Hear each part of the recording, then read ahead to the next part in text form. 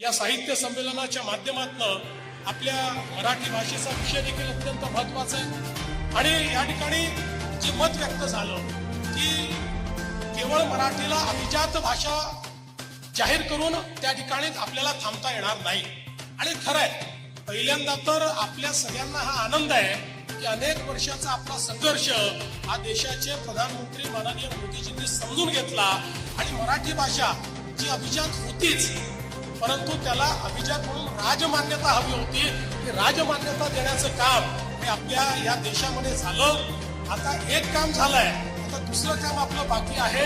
या राजमान्यतेचा उपयोग करून आपल्याला या मराठीला लोकमान्यता देखील त्या ठिकाणी सर्व भारतामध्ये मिळवून द्यायची आहे. आणि त्या दृष्टीने मला अतिशय आनंद आहे की मागच्या काळामध्ये 2-4 महिन्यापूर्वी JNU सारख्या दिल्लीच्या प्रतिष्ठित विद्यापीठामध्ये मराठी अभ्यासन सुरू करण्याची संधी मला मिळाली आणि मराठी भाषा अभिजात झाल्यानंतर दिल्लीमध्ये त्या ठिकाणी मराठीचे अभ्यासन आणि त्याचं जे स्वागत त्या ठिकाणी झालं ते पाहून देखील मला अतिशय आनंद झाला. खर तर एक मुद्दा सातत्याने या ठिकाणी येतोय की भाषा सक्तीची कुठली. मी या राज्याचा मुख्यमंत्री म्हणून सांगतो, महाराष्ट्रामध्ये फक्त आणि फक्त मराठी सक्तीची, इतर कुठली भाषा सक्तीची नाही, फक्त आणि फक्त मराठी सक्तीची.